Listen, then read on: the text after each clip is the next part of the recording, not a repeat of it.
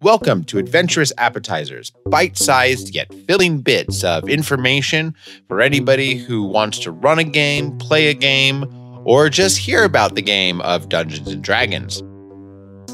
Today on Adventurous Appetizers, I want to talk about Total Party Kill, also known as TPK. Have you ever had an experience like this at your table?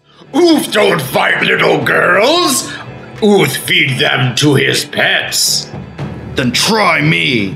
Shando launches himself in a whirlwind of fists at the bugbear. You threw a nice bunch, but Ooth has more than fists. Oh, God, Ooth hits Shando with an 18 and deals some serious damage. Ooth has a warhammer. That clip is from our podcast, Alignment May Vary, which is a retelling of our game over the last 3 years. That moment was actually meant to be a TPK. It was a story battle that the players were not meant to win, but their characters don't die after that either, so there was no hard feeling. Most TPKs aren't planned. They come about as accidents or as the results of really bad player tactics, or sometimes even the GM making the challenge harder than they thought it would be. Sometimes bad dice rolls just lead to a party's death. The real question is, what are you supposed to do as a GM when you find yourself in the situation where your party is about to die? How do you keep the players from being upset? Because a lot of times they are a little upset. How do you make it so that the game still is fun? And what do you do to fill the airtime while players are staring at their books trying to desperately figure out the next move they can do to save them all? This episode is all about filling in the gap during a TPK, how to talk your players through it, really, and what to do. I'm not somebody who believes that an RPG should be without party kills. I think danger is one of the things that adds to a role-playing experience. The dice, the danger, the fact that a character who we've come to love may not be with us after this encounter, that's what adds the element of surprise in it. Without danger, role-playing is a shared storytelling experience, which is fine, but it's the danger that adds in that little layer of unpredictability. Think about watching a television show like The Walking Dead or Game of Thrones. One of the things that makes those shows fascinating is the fact that really no one's safe. You don't know episode to episode who's going to live and who's going to die. It means that characters' actions could have real consequences for them, and bringing that same level of consequence to your game is a good thing. However, when your party is about to die, there can definitely be a sense that people aren't having fun. People don't love to lose at games, and while I don't think you can really lose in Dungeons & Dragons, the closest you can get is to having your entire party killed. And it's kind of hard to argue that that doesn't feel like a loss. Sometimes it can even suck for the GM because maybe they really had some big story things planned for those characters, and now that's all ruined. Now, I have to say, this has taken me a long time and many player deaths to figure out. I've encountered that moment so often where you have your players in a situation, things are going poorly, and they just seem to get really frustrated. But I've also had moments where things are going really poorly, characters die, and everyone at the end goes, wow, that was an awesome session. And I've really tried to figure out what was the difference between the two, what made one work and the other not. And recently in the game we're playing, I'm kind of in this position. I have 3 players who are going up against some pretty big odds. They're doing okay, but they're definitely getting worn down.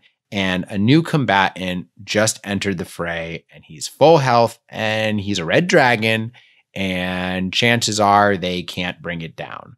And I can see that, the turns are getting longer, players are getting more quiet, the enthusiasm is drifting a little. So how do I make sure that my players are having fun? Here's the thing. Players have fun when they understand what their options are, and they feel like they are in control. That's what makes a game good.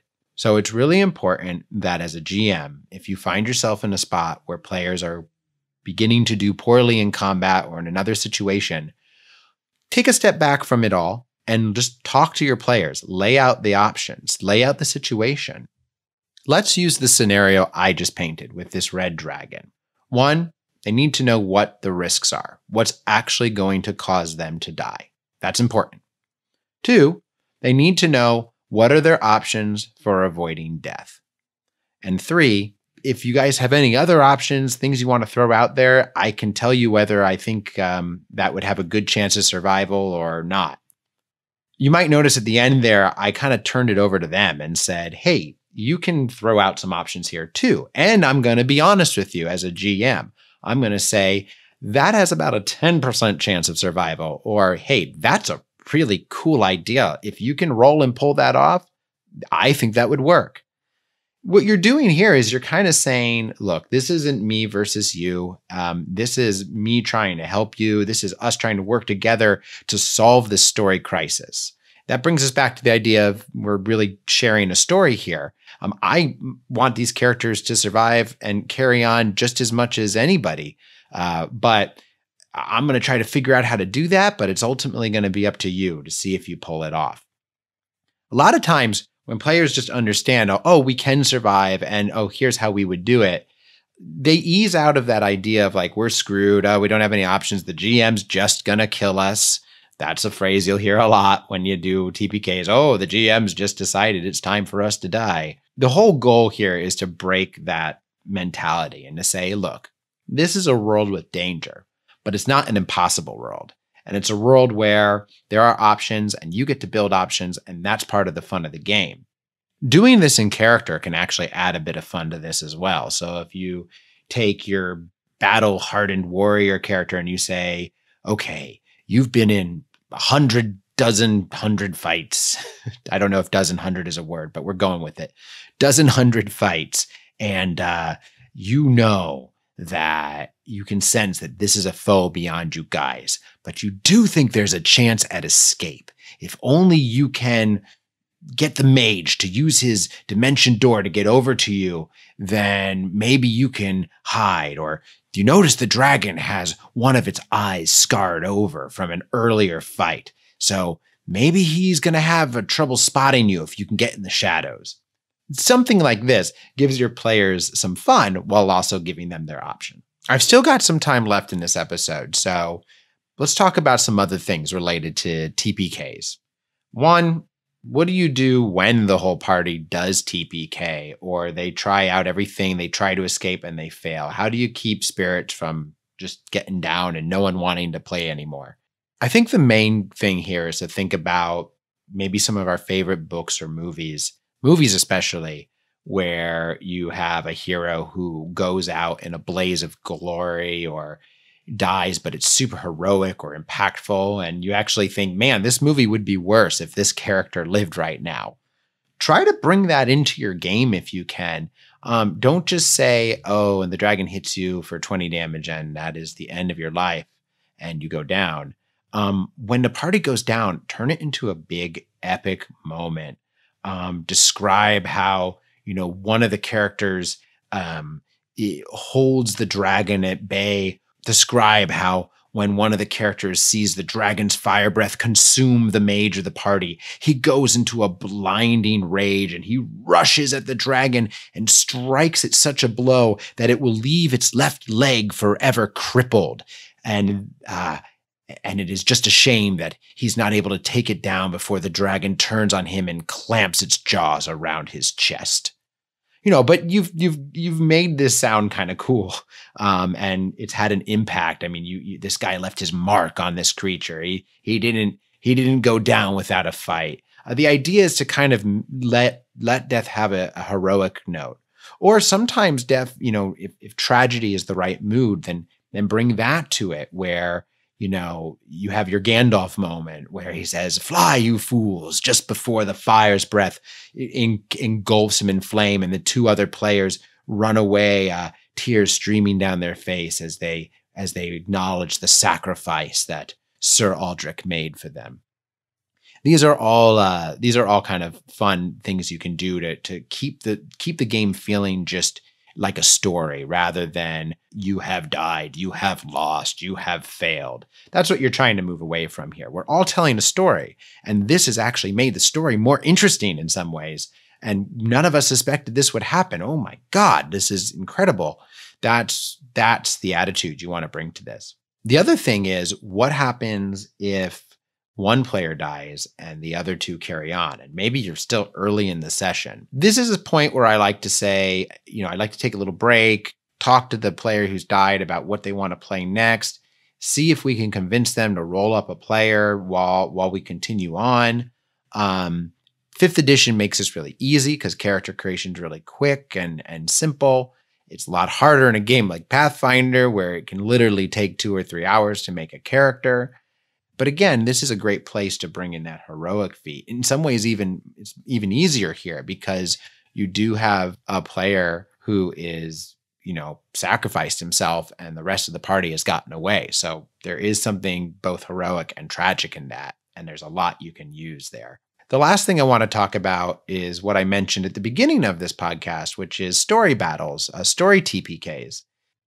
And note that when I say story TPK, I actually mean a moment where it looks like the party's all going to die, but then they don't. In the clip I played earlier, they wash up on a new shore in the very next episode and nobody is actually dead.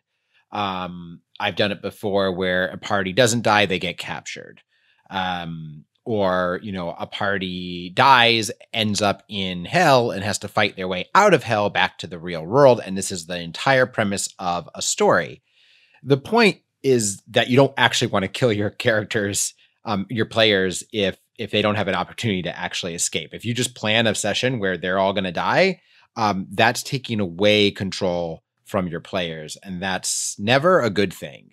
Never take the control away. Always steer your players in a direction, but try not to take the control away. Granted, if you're doing a story battle, then you are taking control, and that's already noticeable. So don't push it. Don't actually kill them. Just use it to show them that you're trying to illustrate something about the story or create a cool scenario for them that you want them to then work through. I just say use it sparingly and at important moments in your narrative, and really know why you're using it. Don't just keep throwing it out there. Try to see if there's another way around the situation.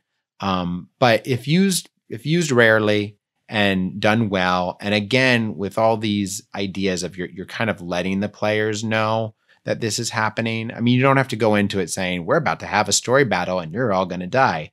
But you can say, oh, you guys are suddenly surrounded by pirates. They're all much stronger than you. This looks like it could be the end for you guys. And let's just see how this goes. But you know what? Maybe they won't kill you all. Maybe they'll capture you. They're pirates. Do you want to fight it to the end, you guys? I mean, again, bringing them into the narrative and kind of making them feel the story more than just we're rolling dice and seeing who can roll better. That's where conflict happens, is when you break the game down to we are just rolling against each other and there's going to be a winner and a loser.